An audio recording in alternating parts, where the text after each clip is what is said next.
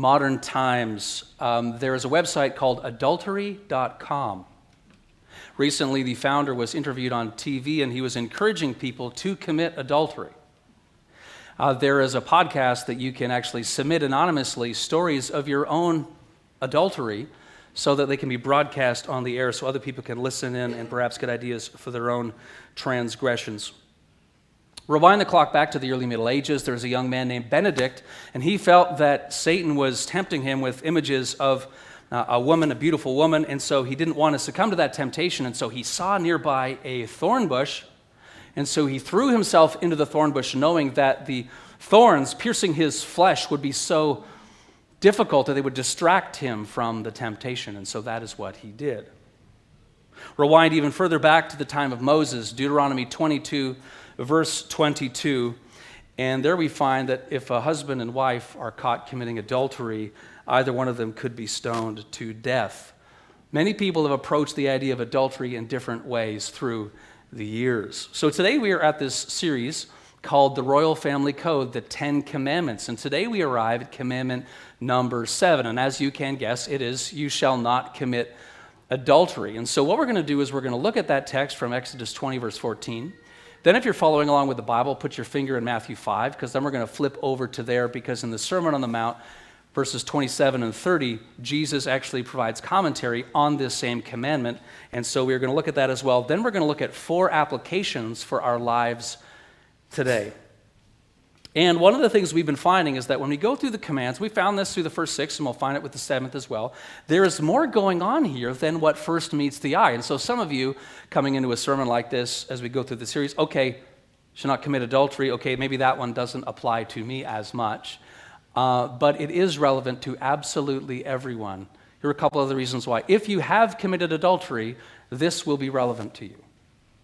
If you are thinking about it, don't. But this will be relevant to you. If you think, I'd never do that at all in my life, this applies to you, will be relevant to you. If you've ever dealt with lust or sexual temptation, this will be relevant to you. And so before we jump into the text, I just want to provide this reminder of what I said earlier, that we are a hospital for the hurting. We are a schoolhouse for discipleship. And we are an armory for spiritual battle. And so as such, we are an authentic expression of the body of Christ. Are we perfect? No. In fact, if you want a perfect church, you just save you some time, go someplace else, because that's not us.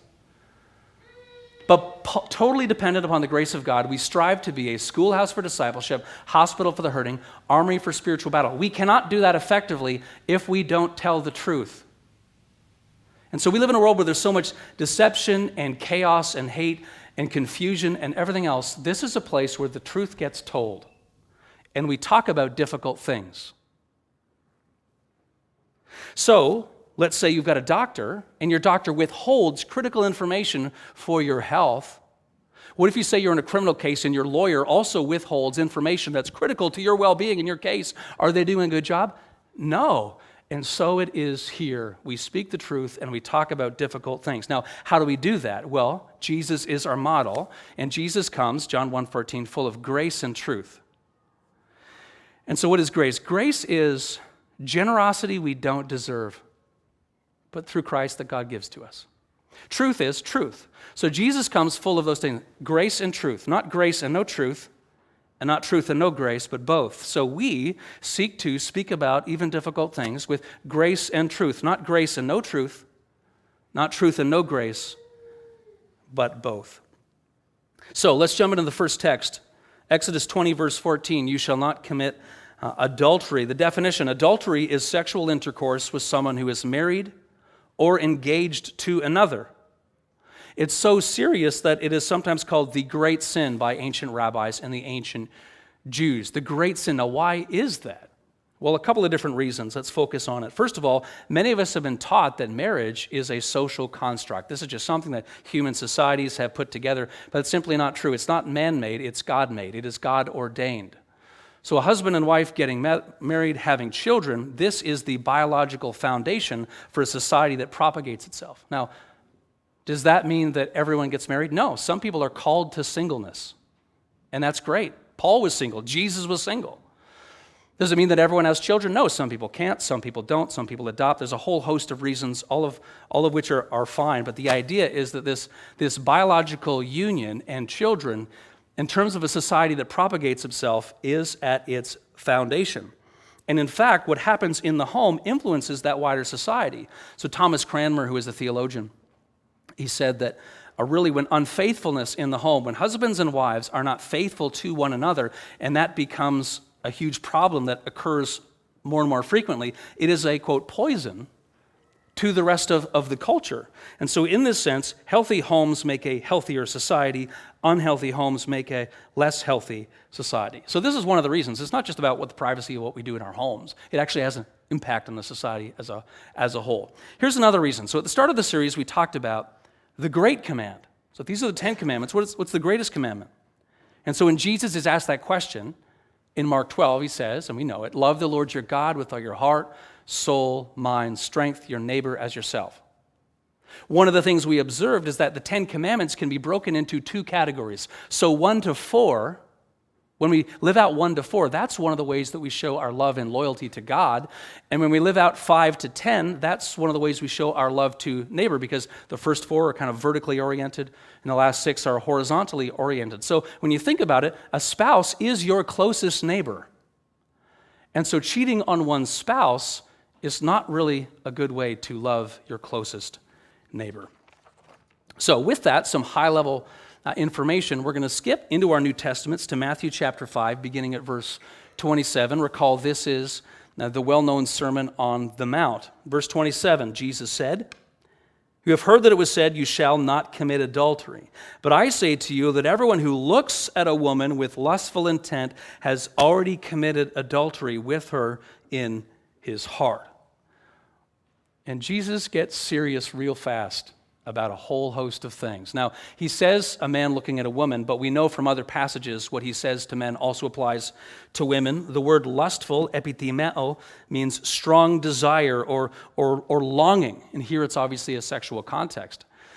And so the idea here is that Jesus is pushing the idea deeper. He's saying, adultery really is the end result of thoughts that started way over here, thoughts and ideas and stuff in our imaginations and stuff we envision, and oh, maybe this is possible, maybe this isn't, things I say and do.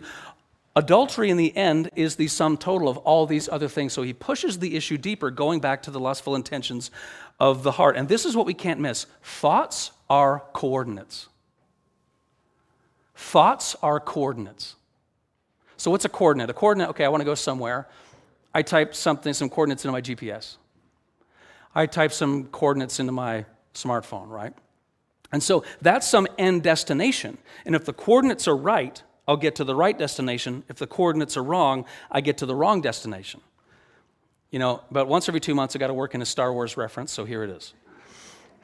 Imagine, Millennium Falcon, there is Han Solo, Chewbacca, they're in the front, and they're in the ship, and they want to jump into hyperspace. What do they have to do first? They have to type in the coordinates, right? Because if you don't type in the right coordinates, they're going to end up in some asteroid field or some far-flung region in the galaxy, right? The coordinates need to be right. So what Jesus is saying here is this idea, thoughts are coordinates. If we're not careful around the kinds of thoughts that we have in our hearts and minds, we'll end up in the wrong place. This is how serious it is. Verse 29, if your right eye causes you to sin, tear it out. Throw it away, for it is better that you lose one of your members, like a part of your body, than that your whole body be thrown into hell. Okay, so that's serious. Whoever said Jesus meek and mild hasn't read the Bible. Your eyes are what you see with. We see people who attract us, maybe think of sexual things, and so he's saying, hey, if that's the case for you, tear out your eye. It was better for you to do it. The pain of doing that will be less than your whole body going to hell. He seems to be saying that at first anyway. Some people have actually taken this literally over time. There was a church father named Origen, and some of these stories are kind of hard to corroborate, so keep that in mind, a little footnote there. But he taught young men and young women about the Christian faith as a church father. And he was so aware of not wanting to succumb to sexual temptation, the story goes that he actually castrated himself. Don't do that. I'm not saying you should do that, but that's how serious he took passages like this. Continuing, verse 30, and if your right hand causes you to sin, cut it off, throw it away. For it is better that you lose one of your members than that your whole body go into hell. Okay, similar idea. We sin with eyes, we sin with hands. The idea is take that bloody stump of your hand, throw it out the window. Compared to the pain of hell, that would be better. So that seems to be what he's saying, but is that what he's literally suggesting we do? No, two reasons. First, he's employing a rabbinic teaching tool, hyperbole, to make a point. Remember hyperbole? Exaggeration for effect. It was a common Jewish rabbinic teaching tool. Second, cutting off a body part doesn't actually deal with the sinful thoughts that you have within. And this is actually Jesus' point. So if he was saying we should literally do this, he would say, hey, cut out your heart. Cut out your mind, because that's really where it originates from. And so Jesus is using extreme language to make an extreme point. We should wage war for the purity of our hearts. That's the point. Now, who goes to hell? It's whoever has unforgiven sin. That's the short answer, right? And so thankfully, Jesus, for what he has done on the cross, total grace, he gives us the gift of peace and forgiveness and eternity with God. So we don't have him, we're on our own. That's a scary prospect. But the point that he's making is extreme. Now, sometimes conservatives and liberals make different but related interpretive mistakes. Conservatives sometimes skip over passages that make them uncomfortable. Liberals water down passages that make them uncomfortable. Both are a problem. Jesus is being very extreme here. We should wage war for the purity of our hearts. Thoughts are coordinates. And so we end our look at the text there. This is the word of the Lord. So as I stated, we're going to apply these teachings to our lives in four ways. First, I'm going to make a very obvious takeaway. Second, an alarming public health emergency. Third, the importance of taking every thought captive to Christ. And fourth, the liberating free grace of Jesus. So first, the obvious takeaway, don't commit adultery. That's the obvious takeaway, okay? If you leave here and you're like, well, I don't know what that was about, this would have been an error, okay? Don't do it. A, God forbids it. B, marriage is the foundation of every human society, biologically speaking. C, healthy marriages bless children. D, healthy homes help society at large. Unhealthy homes tend to hurt society at large. According to the Journal of Marital and Family Therapy, adultery takes place in about 25% of marriages. So if you flip that statistic around, it doesn't occur in 75% of marriages. B+, yay for us, okay. Second, the alarming public health emergency. And earlier I said that we speak the truth and we talk about difficult things. Jesus raises the issue of lust, and we live in a time of unprecedented access to pornography. Don't be naive about what is happening around us. When people over 50 think of pornography, they think, okay, something in a Playboy magazine. They think about going into a video store, maybe downloading something from online. But today, pornography is more easily accessible than at any other time in human history. Plus, pornography is becoming more violent. It is luring people younger and younger, and they're designing it in such a way to promote addiction, especially in young people. In our increasingly illicit culture, it is virtually impossible to not experience some level of sexual temptation, myself included. It's a war zone out there. The three major pornography websites have 5.81 billion visits a month. 5.81 billion visits a month. Pornhub is the most used adult-only website in the world. And guess what? It's a Canadian company housed in Montreal. During the pandemic, hey, stay at home, 24% increase in pornography usage. In America, and I assume that the same thing is true in Canada, the biggest pornography consumer age demographic is between 12 and 17. 1 in 5 teenage girls have posted nude or semi-nude pics online. Last month, the New York Times published an expose that you should all have heard about, but probably none of you did, or the vast majority of you didn't, because we've got a truth problem in this country. Here it is. Pornhub's own internal documents revealed it has knowingly hosted and profited from videos of children suffering from non-consensual sex acts and made money off of them. Should have been public outcry, crickets. Dr. Norm Doidge, a psychiatrist and New York Times bestselling author of The Brain That Changes Itself, explains this. Pornography satisfies every one of the prerequisites for neuroplastic change. When pornographers boast that they're pushing the envelope by introducing new, harder themes, what they don't say is that they must, because their customers are building up a tolerance to the content. In America, pornography consumption rivals, in terms of the money made, it rivals iTunes digital merchandise sales. It rivals the money made from the U.S. bottled water industry. Canada ranks 7th in the world for visits to Pornhub alone. The average Canadian spends 10 minutes a day on Pornhub, not to mention other websites and videos. According to the Association of Reformed Political Action, pornography consumption in Canada can easily be described as a public health issue. Why? Scientific studies have associated watching pornography with increased loneliness, anxiety, poor overall mental health, increased sexual aggression, dissatisfaction with romantic relationships. We're not in Kansas anymore, Toto. It's a war zone. Third, the importance of taking every thought captive to Christ. In light of some of the things we've been talking about, in 2 Corinthians 10:5, Paul says we should take every thought captive to Christ. He's acknowledging that we are engaged in a battle for the mind and multiple levels. Why? Because thoughts are coordinates. And so what are we spending our time thinking about? What are we focusing our brains on? Are we thinking about things, cultivating a thought life, habits in our life that are directing us toward the grace and truth of Jesus or away from the grace and truth of Jesus? There's this really interesting the experiment that was done. So they took this piano student and they hooked up kind of these attachments to their head to observe their brain activity. And there's a piano in front of them and said, hey, imagine playing a song. And so the students sat there and imagined playing a song, and when they did there, all these kind of lights and electrodes went up on certain parts of the brain. They said, okay, now play the song. Actually go up to the piano and play the song. And when they did so, the same parts of the brain started to become active. Now, does that mean that imagining something and playing something are the same? No. It's not. Clearly one is worse than the other. But at the same time, they're not unrelated. What we think about actually changes our brain. In The Cost of Discipleship, the martyred German theologian Dietrich Bonhoeffer said this: adherence to Jesus allows no free rein to desire unless it be accompanied by love. And so that's the idea. So all our relationships should be loving. We want to reflect the love of Christ. So all people, regardless of background, are made in the image of God. Genesis 1:27 says it.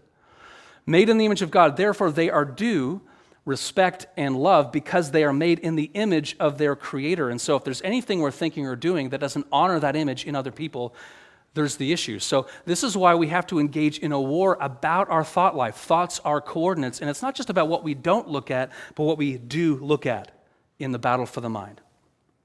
So today I just want to highlight 2 resources to help, and I'll put them up here on the screen. The first is a book. Some of you haven't thought about this before. It's called The Porn Problem by Vaughn Roberts. I've read it. It's a couple of years old, but the stuff is still relevant. It's only 80 pages, so it's not long. It explains kind of some of the big picture trends, not just theologically, but scientifically. And it also talks about, hey, maybe someone here is struggling with it. Maybe you know someone who is. This can be a help. And the second is a website called Fight the New Drug. And it's not religious in nature, but this website, it has scientific studies, has personal testimonies, doctors' quotes, everything else, downloadables. This is about helping people or teens, older people, older adults, whoever happens to be struggling with these things to resource themselves. Fourth and finally, the liberating free grace of Jesus. And this is where we need to end today. There are people here who have struggled with this in the past. There are people here who have struggled with some of these things in the present. And there are people who will listen to this message now, or they'll watch the video or listen to the podcast after the fact, and they will feel guilty or they will feel shame. They will feel like it's just too big of a mountain to climb. Maybe it's addiction, maybe it's not quite at that place yet. To those people, let me say a few things. Your sin does not define you. We as the people of God are not defined by our sin. Last week I shared a quote from a young missionary named Bryce Crawford, and he said, Satan knew me by my name but called me by my sin. Jesus knew my sin but called me by my name. And I love that. That's such a powerful way to put it. He calls us by, he knows all the things about us, but he calls us by our name. We can become so consumed with what we think Satan can do to us that we forget what God can do for us. Because with Christ, all things are actually possible. And the story of God's liberating free grace of Jesus is told beautifully and powerfully, I think, in the story of the woman caught in adultery. You know it. So basically, this woman's been caught in the act. How that looked, I don't know. She gets caught in the act. She gets brought before Jesus. There's all these people surrounding her. Jesus, teacher, this woman has been caught in the act of adultery. The law of Moses says that we can stone her. What should we do? They're testing Jesus. And they've got these stones. And so Jesus bends down and he writes something in the sand. We're not told what he writes. He gets up and he says, "Let him who is without sin be the first to throw a stone at her." And so they start to leave one by one, beginning with the older ones. They start to leave one by one. Jesus bends down. He writes in the sand a second time. Again, we don't know what he wrote. And then he asks the woman, "Has no one remained to condemn you?" And she says, "No one, Lord." And he says, "Neither do I condemn you. Go and leave your life of sin." Notice how grace and truth. Neither do I condemn you, but go and leave your life of sin.